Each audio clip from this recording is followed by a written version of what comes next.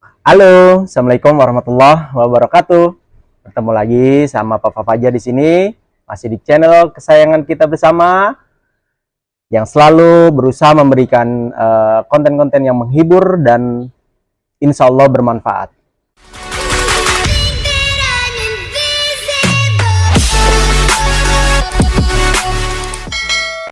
Seperti janji gue sebelumnya, kalau mau review ini gimbal. Jadi kemarin untuk video unboxingnya udah dilakuin ya kemarin ya. Ada videonya nih, ada di sini. Kalau dari hasil pemakaian, kita sebelum review pemakaiannya kayak gimana, kita review dulu fitur-fitur tombol yang ada di gimbalnya dan juga nanti di aplikasi Brika Steady-nya. Oke, kita langsung aja untuk mempercepat video. Dari gimbal ini ada fitur power, tombol mode, lalu ada joystick, lalu ada lampu-lampu indikator.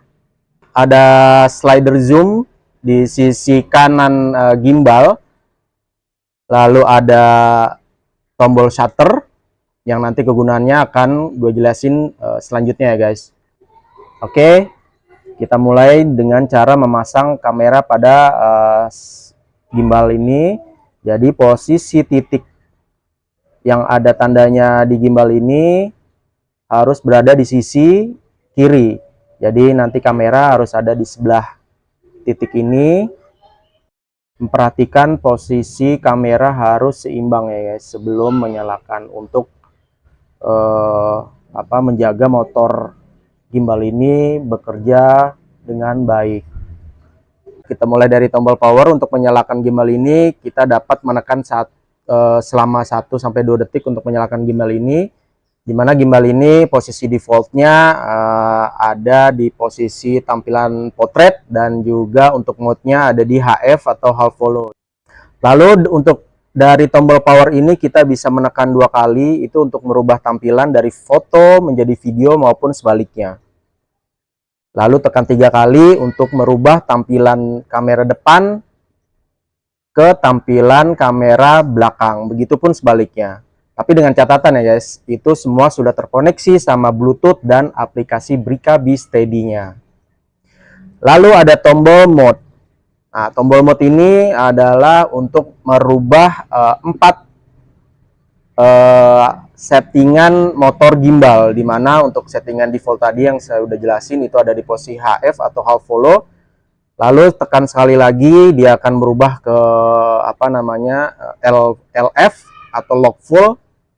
Lalu posisi FPF ini adalah posisi kebalikan dari LF. Jadi semua settingan motor gimbal itu bisa mengikuti gerakan gagang.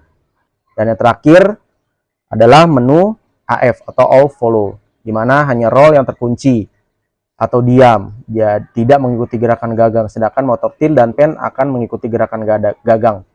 Jadi untuk masing-masing mode settingan pada gimbal ini dapat digunakan sesuai kebutuhan nanti di lapangan ya guys. Dan kegunaan tombol ini juga dapat melakukan recenter dengan menekan 2 kali pada tombol mode. Oke, kita beralih untuk tombol joysticknya, dimana kegunaan joystick ini untuk menggerakkan 2 motor axis, yaitu motor pen, tilt secara manual nih guys, dimana kecepatan gerakan motor axis ini pun dapat diatur di dalam menu aplikasi bawaan Brika Steady-nya. Selanjutnya ada lampu indikator. Ada lampu indikator Bluetooth, dimana jika lampu indikator ini berkedip pelan menandakan bahwa belum ada jaringan Bluetooth yang tersambung nih guys. Jika berkedip cepat menandakan Bluetooth sedang dalam proses pairing atau dihubungkan ke perangkat Bluetooth smartphone. Dan yang terakhir, jika lampu menyala tanpa berkedip menandakan Bluetooth sudah terkoneksi. Lalu di bawah ada lampu indikator baterai. Lalu beralih ke sisi samping kanan, ini ada slider zoom, dimana jika slider tekan ke atas akan melakukan zoom in, dan slider ke bawah untuk melakukan zoom out. Lalu di belakang ada tombol shutter, dimana jika dengan menekan 1 kali akan mengambil foto atau untuk start atau stop rekaman video. Tekan 2 kali Ketika dalam posisi recording atau melakukan rekaman video, menu ini digunakan untuk mempause rekaman video kalian. Lalu yang terakhir, tekan 3 kali. Fungsinya adalah untuk mengambil screenshot ketika dalam posisi recording. Untuk menu shutter ini juga berfungsi jika gimbal sudah terkoneksi dengan Bluetooth dan aplikasi Brika Steady-nya. Lalu pada tombol-tombol ini juga kita bisa lakukan sedikit trik nih guys, dimana dengan mengkombinasikan tombol shutter dan power secara bersamaan, ini dapat berfungsi untuk mereset dan mendiskoneksikan dari perangkat Bluetooth smartphone. Fungsi ini mungkin akan sangat bermanfaat jika ketika menyalakan gimbal ternyata gimbal sudah terkoneksi secara otomatis ke smartphone lain. Jadi kita bisa mempermudah buat mendiskoneksikan perangkat Bluetooth tanpa harus mencari smartphone mana yang sudah terkoneksi ke perangkat gimbal kita. Lalu selanjutnya kita beralih ke menu aplikasi Brika Steady-nya ya, dengan mendownload aplikasi di App Store untuk perangkat iPhone dan Play Store untuk perangkat Android. Saat ini saya menggunakan perangkat Android. Jika sudah berhasil di-download, buka aplikasinya, maka otomatis koneksi Bluetooth di perangkat smartphone akan mencoba menghubungkan ke gimbal, atau dengan klik menu Find Device jika sudah terkoneksi, tidak terkoneksi secara otomatis. Jika sudah terkoneksi, dapat klik menu Enter Kamera. Lalu kita lihat pada menu pojok kiri atas ada menu pilihan menu foto, video maupun vlog. Jadi perbedaan yang jadi pertanyaan beda video dan vlog adalah video itu untuk perekaman normal, sedangkan vlog untuk perekaman video dengan template yang sudah disediakan oleh aplikasi Brika Steady. Di mana menu vlog ini dapat muncul jika koneksi Bluetooth antara smartphone dan gimbal sudah terkoneksi. Lalu ada lingkaran kecil di sebelah menu tersebut. Kita juga bisa lihat di mana menu ini untuk mode face tracking, di mana mode ini akan otomatis mengenali wajah orang yang tertangkap kamera. Lalu juga ada objek tracking. Untuk objek tracking ini kita hanya butuh untuk mendrag secara manual di layar smartphone pada objek mana yang akan kita jadikan objek tracking. Dan menu ini jika dilihat sangat berjalan baik dan smooth di perangkat Android gue ya guys.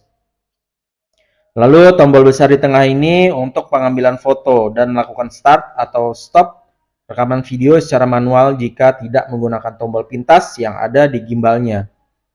Lalu di bawahnya buat merubah tampilan kamera depan maupun belakang, dan yang paling bawah kiri ini untuk melihat hasil rekaman video maupun gambar yang sudah kita ambil. Beralih ke menu sebelah kanan, kita lihat ada tombol home, di mana tombol ini untuk beralih ke menu awal. Lalu di bawahnya ada menu untuk menampilkan grid di tampilan kamera, ada filter, kamera, pengaturan white balance. Di sini saya buat pengaturan di auto aja ya guys. Lalu pilihan aktif atau mengaktifkan HDR, dan ada menu beauty untuk yang suka selfie dan ingin terlihat mulus dapat menggunakan menu beauty ini. Lalu di menu bawahnya ada logo gimbal, di dalamnya ada menu pengaturan setting mode motor gimbal, yang menu ini sudah dijelaskan sebelumnya melalui menu-menu di gimbal. Lalu di menu yang paling bawah ada menu setting, di dalamnya ada menu kamera, menu gimbal, dan di dalam menu ini ada pengaturan dari joystick di gimbal nih guys. Gimana kecepatan pergerakan gimbal dari yang cepat, menengah, dan lambat. Lalu ada menu calibration, ada horizontal adjust dengan mengatur manual posisi gimbal dengan memposisikan derajat di 0 pada posisi center. Dan ada IMU calibration. Nah, untuk menu kalibrasi ini untuk kalibrasi secara keseluruhan gimbal, di mana prosedur pada kalibrasi ini adalah dengan meletakkan gimbal pada bidang yang benar-benar datar, dan setelah itu dijalankan menu kalibrasi ini, dan gimbal akan menjalankan secara otomatis sistem kalibrasi IMU ini, dan kalibrasi ini butuh waktu berapa menit.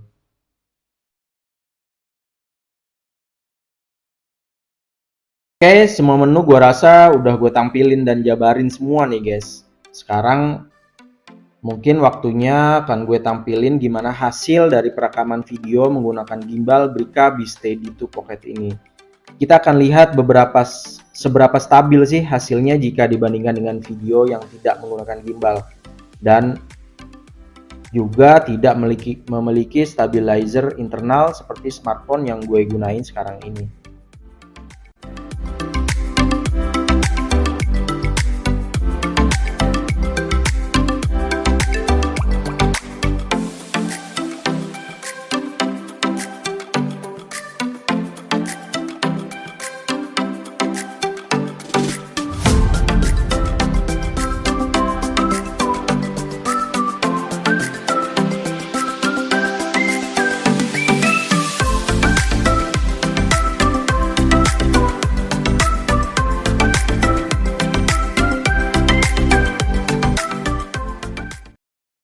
Ya, demikian review dan sedikit tutorial tentang gimana penggunaan Brica B-Steady 2 Pocket-nya. Kalau catatan dari gue sih untuk Brica ini sangat user friendly ya, dimana fitur-fiturnya cukup mudah diaplikasikan. Cuma memang untuk aplikasinya seperti vlog kadang suka nge-lag gitu jadinya. Tapi untuk penggunaan normal, maksudnya penggunaan hanya sebatas penggunaan gimbalnya, itu sih sangat berjalan dengan baik ya. Bisa dilihat tadi dari gambaran-gambaran gimana perbandingan antara yang menggunakan gimbal dan juga kamera tidak menggunakan gimbal itu sangat jauh banget gitu. Jadi itu aja sih catatan dari gue tentang gimbal ini. Secara keseluruhan gimbal ini sangat bermanfaat nih untuk kalian-kalian yang memang berkeinginan untuk vlog dengan budget yang lumayan dikit gitu, yang tidak butuh budget banyak. Ini cukup lumayan bermanfaat. Jadi cukup sekian review dari saya. Terima kasih buat yang udah support terus channel ini. Jangan lupa like, komen, dan subscribe-nya buat yang belum subscribe. Terima kasih. Wassalamualaikum warahmatullahi wabarakatuh. Dadah.